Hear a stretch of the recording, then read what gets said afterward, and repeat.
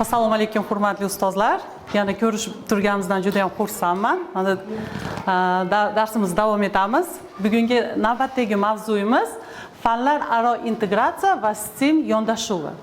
Keling avvalo integratsiya, STEM, CLIL kabi terminlarda, so'zlarda yaqindan bilib olsak. Fanlar aro integratsiya o'zi nima degani? Qanaqa tushunchaga egamiz? Fanlar aro integrallashuv. Ya'ni fanlarda, har xil fanlarda bir-biriga bog'lanishi. Mana e'tibor bering, integratsiya lotin tilida integratio, ya'ni tiklash, to'ldirish, butun kabi so'zlardan kelib chiqadi, lekin aynan pedagogikada bu fanlarda bir-biriga bog'lash deb tarjima qilinadi. Masalan, biologiya darsida kimyo darsi bilan agar bog'laydigan bo'lsak, suv mavzusi deb tasavvur qiling. Suv mavzusida biologiyada avval tushuncha beriladi.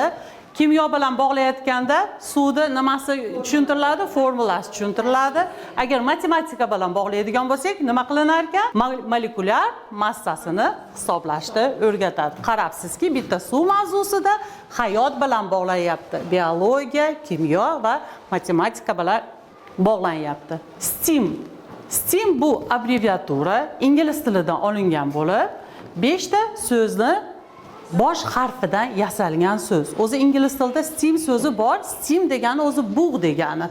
Bug' ispareniya deyiladi, lekin bu yerda biz o'tayotgan termin bu science, technology, engineering, art and math. Ya'ni ijtimoiy fanlar, texnologiya, engineering, muhandislik, art, san'at va maths bu matematika. Ya'ni bu mana shu 5 ta yo'nalishda bir-biriga bog'lashdan kelib chiqqan termin hisoblanadi, atama. Integration bu ham ingliz tilida so'z bo'lib turib, e'tibor bering, nima qilyapti?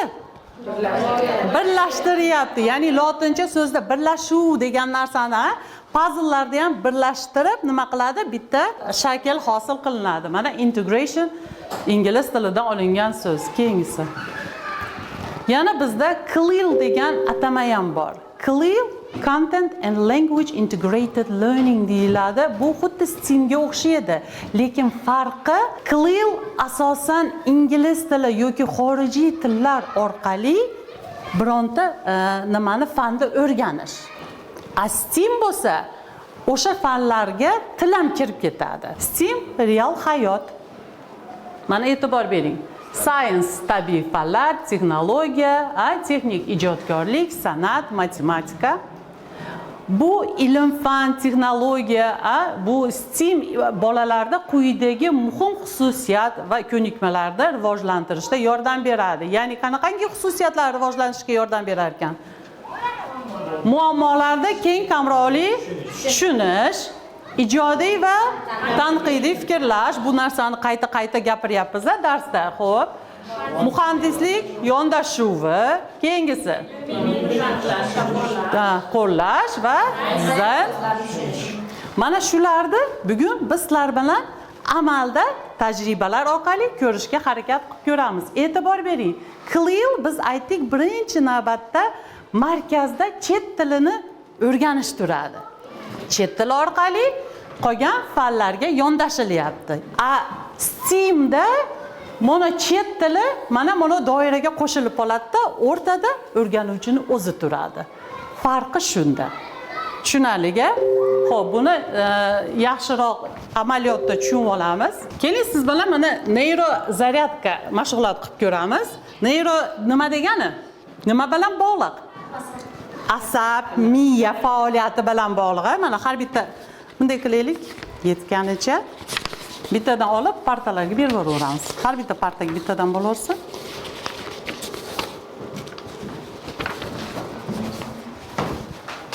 Bittadan yetganicha berib yuboringlar. Yetmaganlar bir-biringizga ulashavering. Kelishing, kim qaysi mana juftlikda o'tirsizlar, kim qilib ko'radi? Nima qiladi? Hozir men aytaman nima qilishdi. Kim faoliyat bajaradi? O'sha mashqni bajaradi. Men aytaman. Bajarib ko'ramiz. Bajaramiz. Yaxshi muqim joylashsin, jilib ketmasin. Tushuntiryapman. Ikkita qo'limiz, miyamizda nimasi bor? yarim sharlari bor. Hammasi qanchalik yaxshi darajada ishlaydi, qanchalik miyamiz bizni qo'llarimizga bo'ysunadi yoki miyamiz qo'llarimizni boshqaradi. Mana shu orqali bilib olamiz. Doira, mana bosh doira. Qo'lingiz soat strelkasi bo'yicha yurish kerak. Soat strelkasi bo'yicha. Bu soat strelkasi bilan yurish davomida keyingi qo'limiz kaf. Tushunarli-ga? Birinchisi 1 2 3. 1 2 3. Buni bajarayotganingizda ikkinchi qo'lingiz chiziq orqali, doira orqali yurib turish kerak. Bajarib ko'ramiz. Qani? Bajarib ko'ramiz. Qaroring, yo'q, qarab turing, qarab qilavering. 1 2 3. 1 2 3. Tezlashamiz, tezlashamiz. Yo'q, tezlashamiz. Qaroring, qarab qaravering. Ha.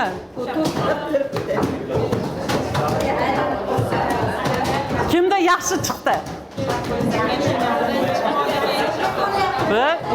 Tezlashamizda, tezlashamiz. 1 2 3. 1 2 3. Yetadi. Xo'p.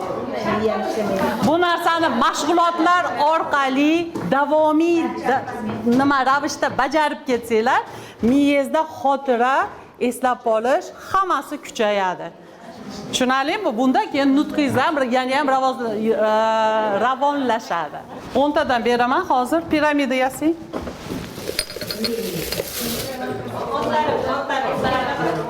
O'ntari. To'rtta pastga.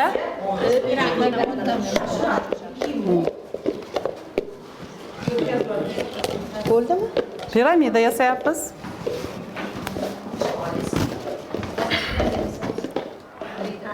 Hop. Bo'ldimi? Turing. Nima qiling? Xo'p. To'g'ri, kim tez yurish faqat nima qilamiz? Sharigimiz tushib ketish kerak emas. Nima qilamiz endi? Chiqishingiz kerak edi o'shuning uchun. Xo'p. Sharikni tushirmagan holatda yig'amiz. Kim birinchi yig'ish? Ha? Kim oxiri tushib ketsangiz yutkazasiz. Bu yerda xolasangiz ijodkorlik, xolasangiz kreativlikda javobni bilganlar jim. 1 2 3. Yo'q. Ishonmaymiz.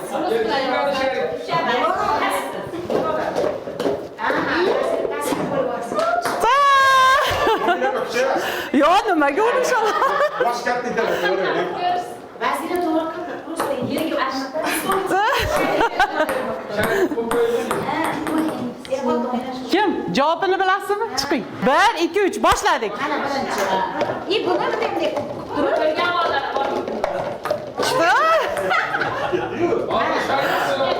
mana bunday qilib qo'ysak, vaqtdan yutamiz ekan. Ha, bo'ldi, boshladik.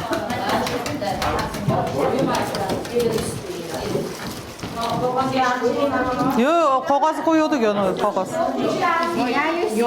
Tak, to'xtab turing. Yorug' tuxum ekan. Mayli, butun joyini qilaverasiz.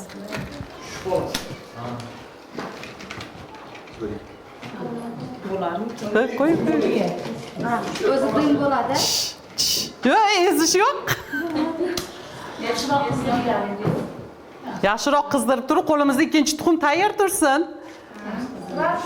Jim, ezming. Qani. Uzunasiga qo'yamiz. Yaxshi. Sizga boshqatdan 5 ta nima qilib, ikkinchi qo'lingizda nimangiz tayyor tursin. Tuxum. Yaxshiroq qizdir. Men siz assistentlik qiling, men ustiga tor joy bilan qo'yib berasiz. İchiga tushdi. Ya'ni endi hozirgi mashg'ulotimizni AKT bilan, ya'ni onlayn o'yin bilan davom ettirib mustahkamlab olamiz. Mana ko'rib turganingizdek, 3 ta komanda rad bo'yicha, zveno bo'yicha 3 ta komanda deb qilamiz. O'yin sharti bilan qisqacha tushuntirib qo'yaman. 9 ta savol. Jamoa bilan ishlaymiz. Jamoa bilan ishlash davomida o'zimiz birgalikda xohlagan raqamimizni tanlaymiz. Raqamda har xil savollar chiqishi mumkin, jarima ochkolar chiqishi mumkin yoki rag'bat ochkolari chiqishi mumkin. Shuning uchun bitta o'zingiz aybdor bo'lib qolmasligi uchun jamoa bilan kelishilgan holda tanlashni maslahat beraman. Kelishdingmi? Boshladik. Birinchi guruh, ikkinchi guruh, uchinchi guruh. Birinchi guruh, raqamingiz. Hozirgi vaqtda dunyodagi eng katta akula qaysi? Kit akula. Check. Kit akula. Okay. Ya'ni 15 balli savol edi. Ikkinchi guruh. Qaysi raqam? 3. İngliz alifbosida nechta harf bor? Podskaska bo'lmasin. Podskaska bo'lmasin. Bizda ham bitta raqamimizda bor. Ha. 26. Lekin ingliz tilichi emas, ko'proq vaqt beraverasiz. 26 ta. Qo'shilamizmi? Qani? 26 ta. Okay. Bu osonroq savollik uchun 10 ball qo'lga kiritdingiz. 3-guruh. Qaysi raqam? 6. Win 50 points. 50 ballni qo'lga kiritdingiz. Barakalla. Xo'p, mana yaxshi. Ha. 7. Dunyoda armiyasi bo'lmagan yagona mamlakat Irlandiya.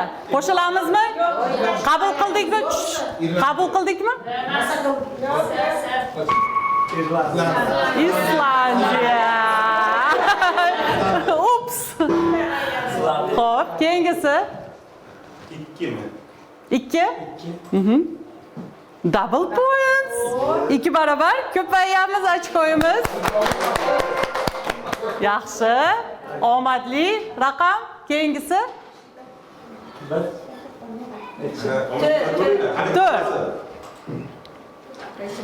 Qaysi dengiz jonzodi abadiy yashashi mumkin? Ya'ni biologlarimiz, zoologlarimiz bormi? Qaysi dengiz jonzodi abadiy yashash mumkin? Variant, taxmin, yo'qdan ko'ra. Qani 25 balli nimada savolda bu? Jicha mukammal. Chiqano? Endi billalikda bitta javob. 3 gacha sanayman. 1 2 3. Dengiz 30. Javobingiz? Kashalot. Xo'p. Meduza. Ups desamiz, ups. Keyingisi.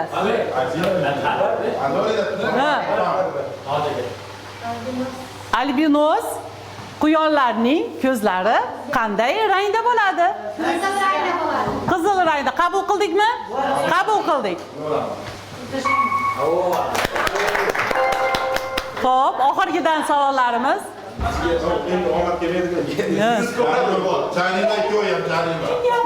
Bittasi qaysi biri? Sakkiz. Vatikan. Juda ham yaxshi. Oxirgisi sizlarga o'zi tanlov. Inson tanasidagi eng sovuq. Javobi? Okay.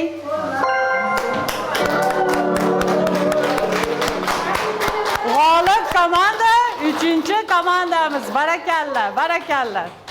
G'oliblarga biz albattaki nima qilamiz? Sovrin beramiz. Shirinlik bo'lsin-a? Bo'lishib yeb olasizlar. Rahmat. Aziz ustozlar, juda ham faol qatnashdinglar. Rahmat sizlarga faol qatnashganinglar, ishtirokinglar uchun, bugungi kunda go'zal qilib tashkillashda yordam berganinglar uchun o'ylaymanki, dolzarb 90 kun davomida hali biz siz bilan bir necha bor uchrashamiz. Bunaqangi qiziqarli treninglarda o'tkazamiz va bir-birimiz bilan tajriba almashamiz. Rahmat.